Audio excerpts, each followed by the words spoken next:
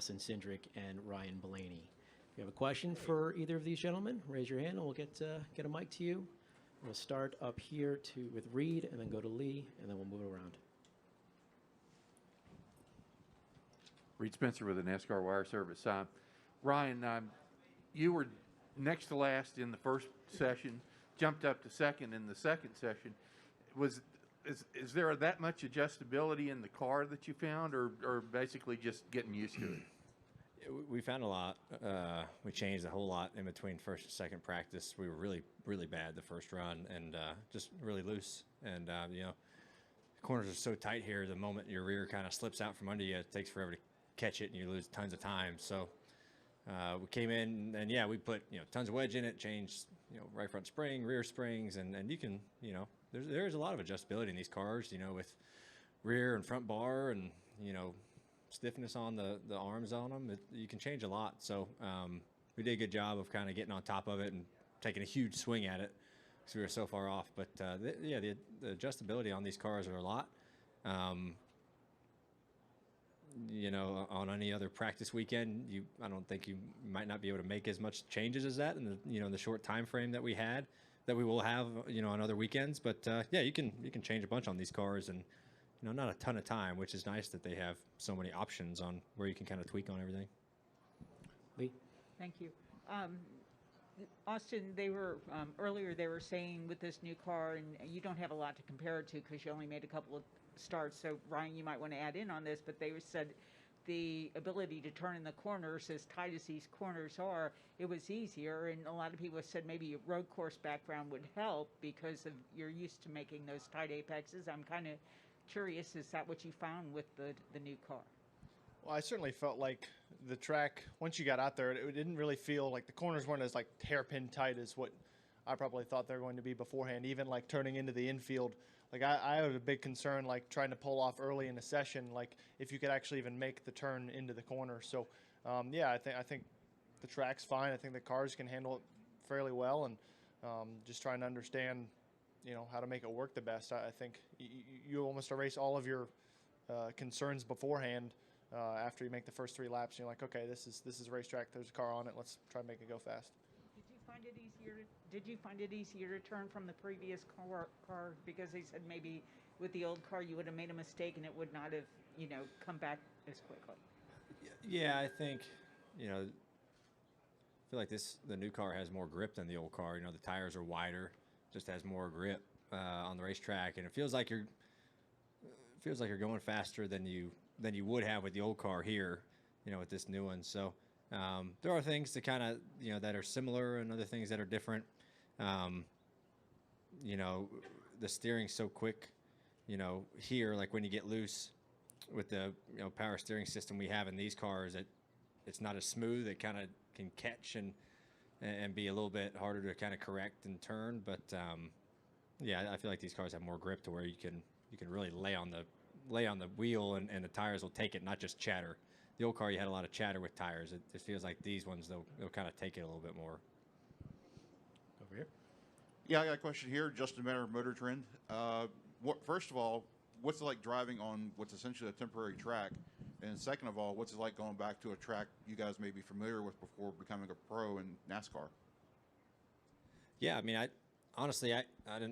think everyone kind of didn't know what to expect when we, announced this and when we got here yesterday and were able to walk around, and now sitting right up here, this is awesome. I mean, it's very, very cool venue, great event, I think, and I think the people and the fans coming to watch it tomorrow night are going to be really, really pleased and put on a great event for everybody. So I think it's really neat that we're out here and doing this, and they're getting the first laps on the track were tough because you're trying to find the limits and things like that, and the track was really slick getting going this morning, that's for sure. But I thought it got some pretty good grip by the end of it, and everyone kind of learns pretty quickly here. So I couldn't really tell it's a temporary track. It was it's asphalt, you're going to run on it. So I think it reminds me a lot of, I've driven a lot of temporary racetracks in my career. It reminds me a lot of street courses. I think actually a lot of these walls and fences are from Long Beach.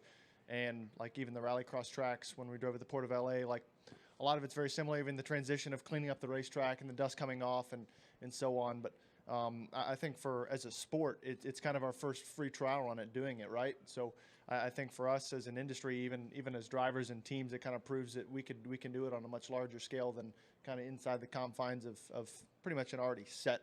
I mean, we basically expanded as wide as we could before we got to the bleachers, and I think there's other applications like street course racing that we can be even more creative with the track layouts for sure. Zach? Zach Sterniel with Front Stretch. Austin, I'll start with you. Obviously, this has been a transitional off-season for you guys, really just test season more so than an off-season. What's the welcome to the two-team been like from your perspective with all the testing? Yeah, I mean, a lot of transition for me between the car and the race team. Obviously, staying with the same team, completely new group of people. So for me, it's been a lot of transition, a lot of not new faces, but new personalities, new ways to work around things, and you have a new car that you're not sure of what the process should be in the first place. So in some ways it makes it easier, and then in some days I feel like I'm learning 3 things when other guys are learning 1. So it's been more challenging probably personally than I anticipated.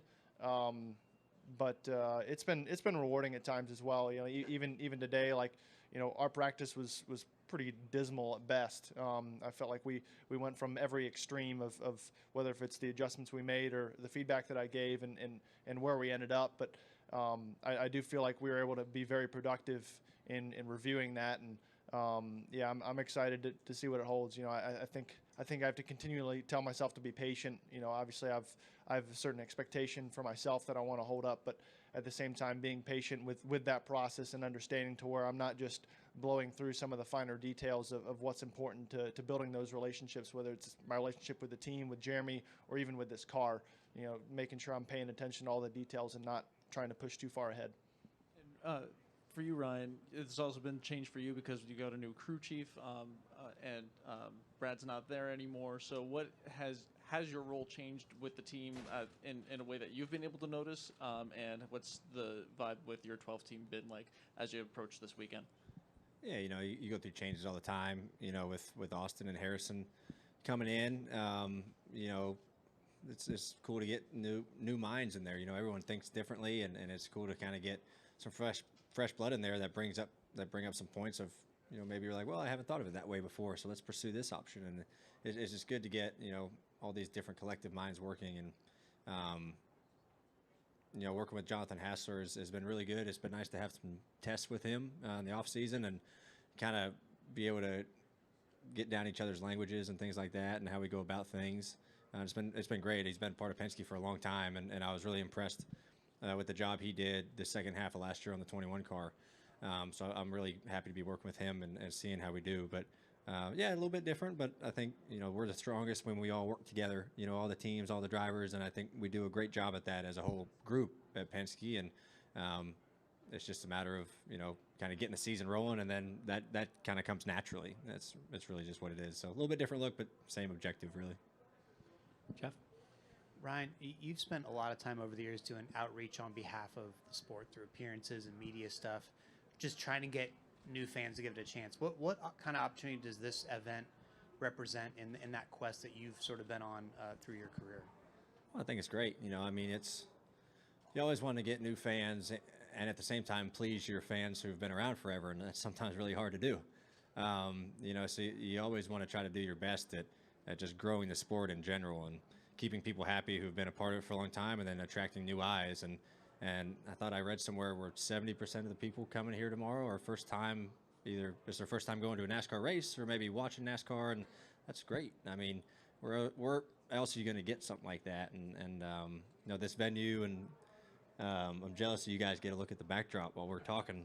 It's nice, but and the George Lucas Museum. But no, I think what I was doing. I never really thought,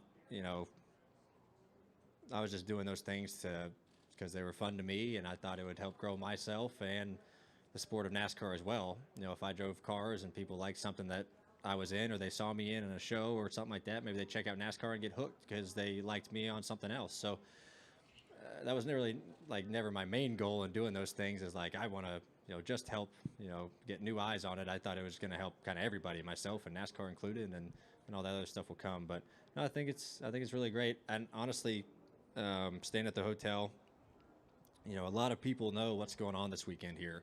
It's not a secret. You know, they've done a great job of branding it and putting it out there that the Clash is here at the LA Coliseum. That's the first part of it. You got to get it out there and you got to get the word out. So I have tons of friends who I've made over the years who, you know, actors and artists who are coming out to this race on tomorrow, and it's a lot of their first time because it's something new and it's right here, and it should be exciting for sure. I'd love to be here as a fan, that's for sure. I mean, if I was a fan of the sport and a spectator, I would love to watch this race just for the excitement that it's going to bring.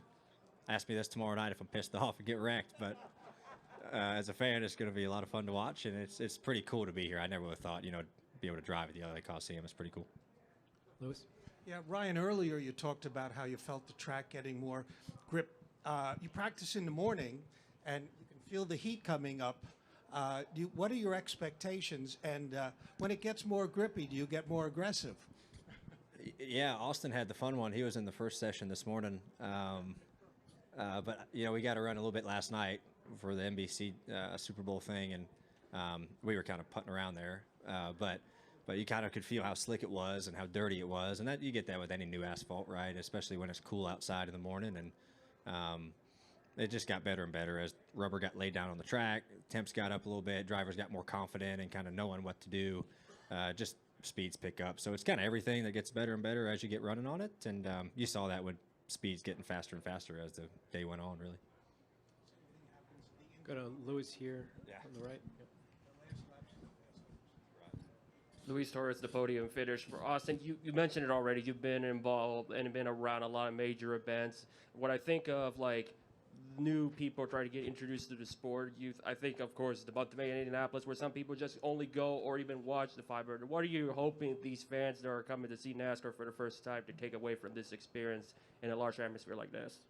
Well, I think everybody here can attest to the fact that you go to a NASCAR race or even just any motorsports event and you're able to experience it in person, you usually walk away hooked. I mean, because it's not very often you get to see people driving cars this hard, racing near each other, the noise, the sights, the sounds. Obviously, this is a very compact version of that, and maybe a concentrated version of that, which is why I think it's going to be very exciting, because I think anyone that's sitting in the stands here tomorrow night is not going to be able to escape any of the energy. Like, it's going to be loud, it's going to be fun, it's going to be a party. Everyone around you is going to be having a good time, and that's infectious. And I think the more that you can have that, the better. That's why I like events like this. That's why I loved always going to street courses, because you brought the party to the people, and we are the entertainers. And, you know, that makes our job more fun. That makes it more rewarding to be able to do that. And I think it's cool when you can bring it to fun venues, and then that attracts, you know, a following, and then that attracts going to events outside of your own ecosystem. And it's a great start, and it's a great way to kind of test that theory in kind of a controlled environment for us as a sport. Guys, one quick question. We've already heard that the car turns better. What's your overall impression between last year's and this year's model? What's your overall comparison? Yes, I can really just compare it to the tracks we've been on testing it, like Phoenix and Charlotte Oval and the Roval and things like that. And, you know, there's certain things about it that, you know, are like more grip in the corner. You know, you feel like you can kind of drive them a little harder. But I feel like it's kind of double-edged sword. You can drive them harder, but the price you pay for driving it too hard and slipping is worse than what the old car was. So that's kind of that's going to make it tough. It's easier to mess up in this new car, I feel like. And you're going to pay a bigger penalty when you do mess up. So that part, I think, is really neat for me as a driver. It makes it more challenging. And it's going to put more of an emphasis on being perfect throughout the race. So that part is something really big I've kind of learned just running them in some tests right now. But, yeah, they are. I mean, they handle different. It's kind of hard to tell you how, what your butt feels when you're in the car, just the way it kind of moves around and slides around. It's all a different feel from that old car. So and we'll get a better idea here when we get, in races and in traffic and stuff like that and get 40 cars out there. But there's a lot of things different, and it's going to challenge drivers and teams to really be on top of their game start of the year, and you're going to see who is on top of their game right away, and you just hope to be one of those teams, Yeah, I think the mechanical components that, on paper make this car seem so different are probably actually the things that aren't so different as far as like driving the car. Like you have independent rear suspension, you've got the differential instead of rear end housing, you've got rack and pinion steering. There's a whole number of things that on paper are different about this car, but I feel like that doesn't take away from the character.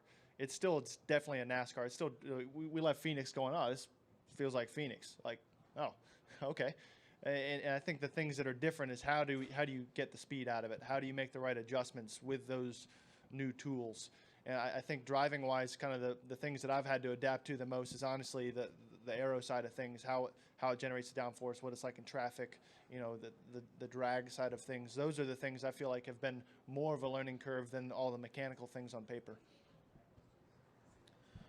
All right, Austin, Ryan, thank you so much for your time. Good luck tonight and tomorrow. And we got our next two drivers coming up right now.